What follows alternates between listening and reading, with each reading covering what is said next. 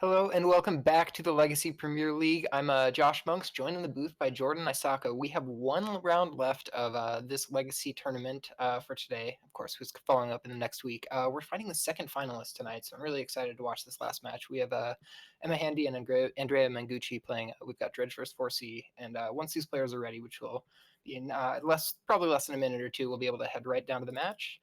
Right now, we're going to pull up the bracket, and as you can see, it's kind of been an exciting road to get here. Jordan, did you get to watch any of these matches leading up to this? Yeah, one of the interesting matches that I saw was Jarvis versus Andrea Mengucci, and I thought, it's obviously Andrea playing against Dredge and then playing against Dredge again. It's kind of every tournament grinder's nightmare is to get X2'd by Dredge and then Dredge again. So that's just what happens sometimes, right? Yeah, it sounds like the quintessential Legacy experience. Get to play with all the sweet cards and then play against just the same degenerate combo deck twice in a row. It's certainly one fun way to end up getting eliminated, I think. Yeah, and it's really tough too because you play you try to craft your deck versus the people that you're gonna play, and you try to metagame and stuff, and it just so happens that you hit the two burn dudes, and then you're toast. So Exactly. Playing, I think their lists are like 2 cards apart, 3 cards apart. I think it's like a Lotus Petal and a Hogak number, and then like maybe one sideboard card or something like that. So almost the same list as well. I mean, I think we saw the power of Dredge in that matchup versus when Andrea played against Jarvis. I mean, Jarvis had a huge mulligan, and then he had like one land, which was a gemstone. We saw Jarvis try to correctly navigate around Wasteland, and then able to kind of come back by playing spells that didn't cost any actual mana. So just a really powerful deck, and able to kind of wiggle its way out of really awkward situations. Definitely, it's almost like music, seeing somebody play that deck or dance. It's just so fluid watching people who like really are able to perfectly optimize the kind of mana curves in these decks that like don't have a mana curve that goes 1, 2, 3, 4. So with You that, know, sorry, continue.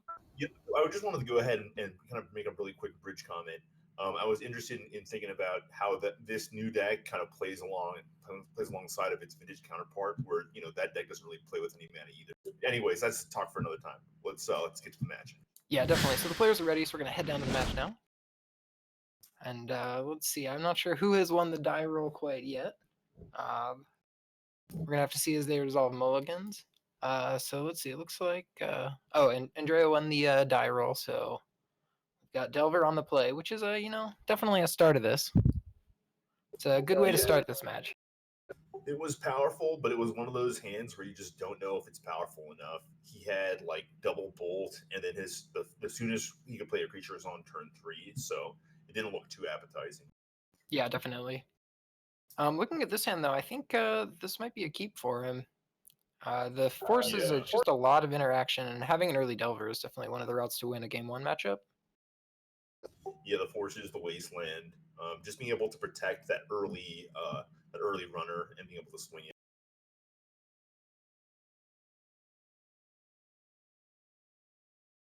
Yeah, so it looks like Andrea is going to keep that. He's going to put away, I believe that was a lightning bolt. Decides doesn't need to get away to get through uh, any blockers or anything like that, which makes sense.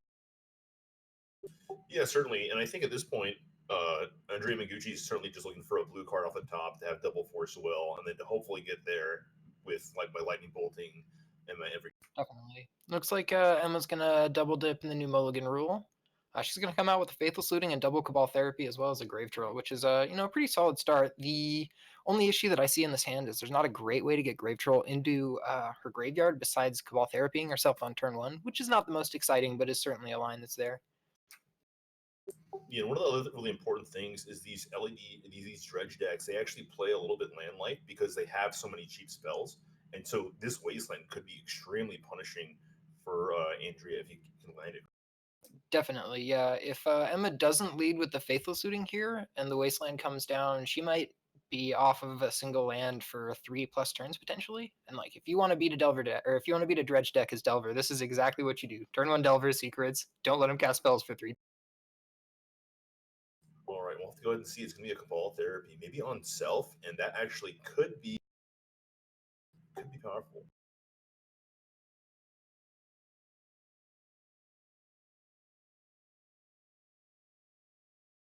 So yeah, she is going to fire off Cabal Therapy. Looks like it's going to get Force of Willed here, though. Pretty intelligent call. Say, hey, you know what? I don't want that to resolve. I'm going to Wasteland you next turn. Hopefully that'll be enough. Finds a Lightning Bolt here. Wasteland used. Crack for 3. Pretty solid sequence from the Delver deck. Pretty much exactly what you're trying to do. Emma missing a land drop. Just going to have to play land go. Here comes another Delver swing.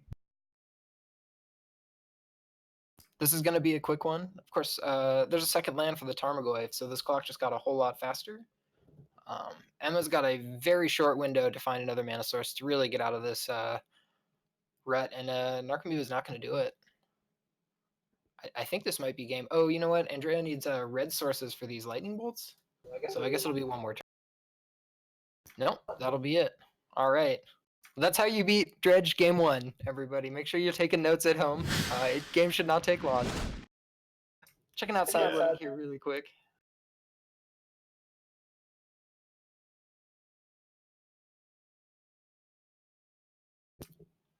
Yeah, so in terms of sideboard strategies, I'm not really sure exactly what the best sequence is to beat Dredge. Usually you want a lot of graveyard interaction and then some board interaction, but not too much. And counter magic can be really subjective. There are times where it's great and times where it's bad. I usually think counter magic is a little bit weaker on the draw than the play. Yeah, for sure. I think it's when looking at these decks and the sideboard, their sideboard actions, it's really just all about does the card interact with the graveyard or not, and if it's a no, then most of the time you end up putting it out. I think Andrea has a pretty good sideboard strategy. He does have those that Plague Engineer, which he brought in last time, but we'll have to go ahead and see if these cards are impactful at all. I mean, as of last time, we saw how Dredge is able to win even without having any lands in play. So it's just most definitely. I'm wondering about that Vapor Snag.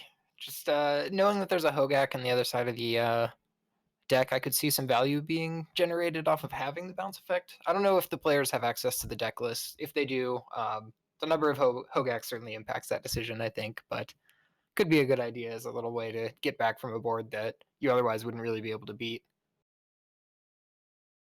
Yeah, absolutely. Kind of looking at Andrea's deck, it looks kind of like he's playing those old school bug mid-range decks. They go a little bit higher, like one tier higher than the rug decks. So it's just going to be like maybe half a turn slower potentially. Yeah, definitely. Get into game number 2. Yeah, we're getting at opening hands here. Emma's going to take a peek at hers. Looks like there is a Faithless Looting here in this hand.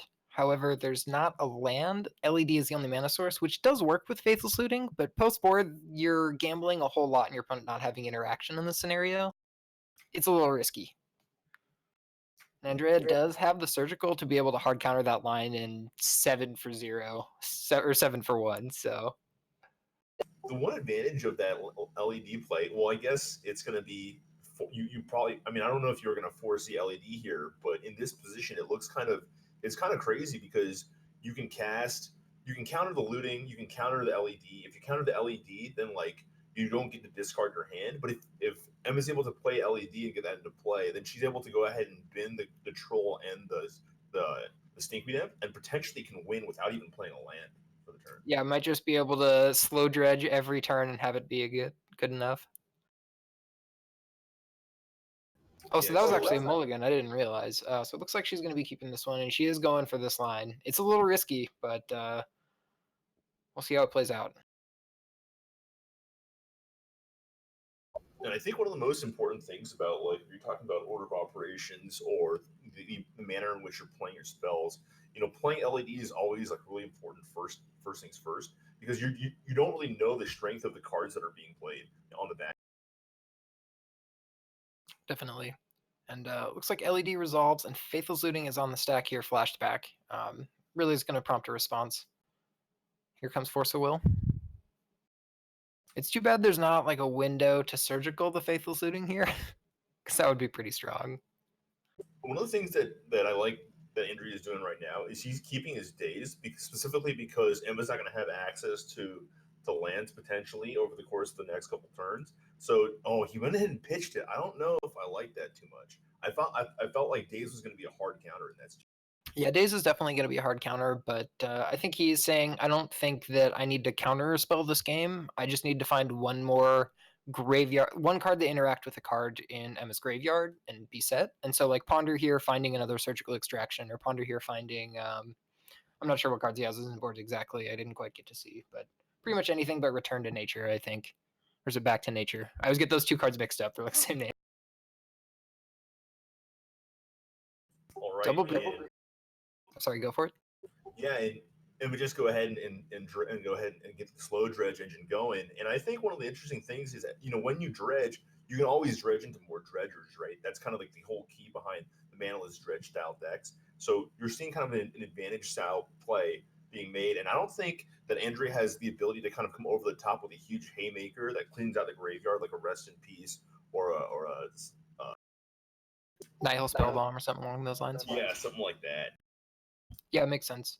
Yeah, and it's also what's really good for Emma here is that the dredge threats she has are very diversified. So she's got the Grave Troll in hand and graveyard, and then she also has a Stinkweed Dip and a Golgari Thug. So even though Andrea has double surgical here, she still is guaranteed a dredge. I don't think he's going to pull the trigger just because of how low equity it'd be, but it's worth mentioning that that kind of diversification can really increase the power level of these dredge decks. Yeah, I like what Andrea is doing in this situation. Rather than going off of key portions of like the dredge engine, he's going to go ahead and kind of go after the power of the deck, which is cards or creatures coming into the battlefield either off the top or from the graveyard, like what's it called, the 3/1, and as well as the Narco. So getting rid of those creatures, yeah, exactly. I mean, there's going to be no creatures in play for Emma with both these surgical extractions, so none of her spells are going to be able to work. Definitely. And it's worth mentioning that one of the reasons why that line is available is because Emma doesn't have any lands. She's committed pretty much all of her resources in that turn one all in play. And because of that, attacking the free side of this deck is really, really powerful. And that's what Andrea is going to do here to win. Here does another Delver swing. And I think the Spell Pierce in this situation is just kind of added insurance. He's able to stop kind of an unfair spell that potentially could be cast for whatever reason. Yeah, definitely. I think at some point Emma's going to have to start drawing because I don't think she can beat a second surgical if it hits Nicarid, just because she won't have any way to generate threats. There's no way for her to actually realize any pressure into the board. And so I think she's going to need to draw some lands to be able to cast some cards like Golgari Thug if she wants. I don't know if that's a fast enough clock, so she might just be risking it, but we'll see how it turns out. Yeah, Trinium Nemesis is getting deployed for Andrea, and you can see how the clock is really getting cut in half now. And he's really certainly in the driver's. Yeah, definitely. Finds a Brainstorm here. Going to be able to dig if he wants to. I mean, he's pretty much got every chamber in the revolver loaded already, so I don't know if he needs to fire off this Brainstorm. He might just in case. It's going to find more cantrips, so, can never complain about that. Yeah, I don't it's getting know rid of the Spell Pierce. Interesting. Oh, nope. Chose not to. That's the way I would resolve that Brainstorm. It's a lot easier to talk about Brainstorms on MTGO than in paper, that's for sure. I don't know if Andrea has any more sideboard cards that he wants to find. I mean, honestly, like 2 surgicals and a fast clock is pretty powerful. Yeah, the stars are definitely aligning really, really well for him. Both games, honestly. His sideboarding strategy lined up perfectly with the strategy that Emma tried to implement with that mulligan. I think she was on 5 this game, so she was definitely a little desperate looking for something. I mean, you really see the volatility in this matchup because you saw how Jarvis was able to do so well in executing his plan in the previous match. But in this situation, you're seeing that the Delver deck is able to just apply the right amount of disruption and be able to end up with a quick clock and finish the game off. Definitely. And he's going to be able to find a Lightning Bolt off the top here. Doesn't even really need to search for it. So that's actually just going to be lethal a turn earlier than we expect. And yeah, that's certainly how you run over Dredge. They stumble a little bit, and you have just the right lineup, fast clock, and the game quick. Excellently well played from both sides. Not a ton of decisions I felt either game, but all the decisions felt great. So can't. All right, and yeah, thank you guys so much for tuning in. We're gonna hit the Be Right Back screen as us guest casters hop off. So thank you guys so much for watching and tuning in.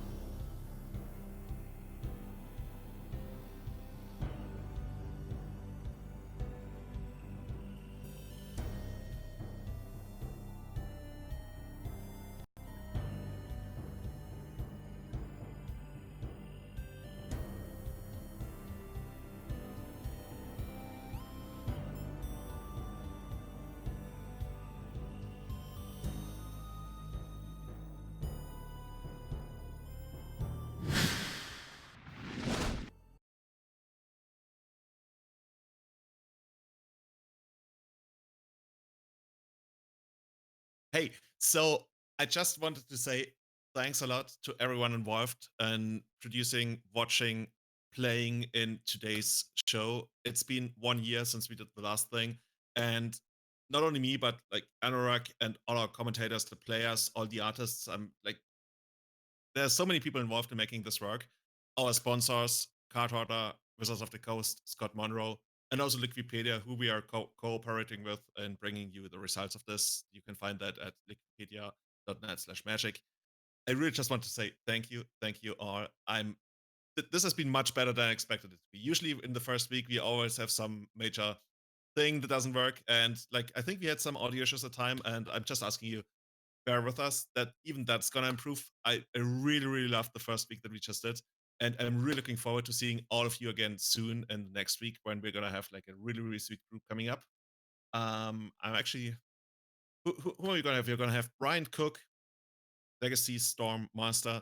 We're gonna have Vincent Chandler, Pleasant Kenobi, who commentated earlier of today. We have the Danish dynamite Michael Bonde, one of the most accomplished, successful legacy players in Europe. And we have the master himself, Caleb Durward, the person who managed to break the card that's very dear to my heart, Survival of the Fittest. And I can't wait to see what Caleb's going to bring to the table.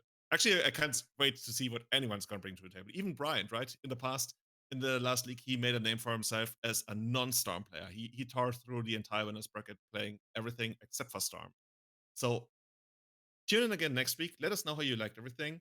And with that, I think I'm gonna call it a day. I'm gonna wish all of you a very good evening, morning, night, wherever you are. Thanks so much for watching our show. Thank you, Anurag, for producing all of this. And that's gonna be it. And we'll see you again in a week. Bye bye.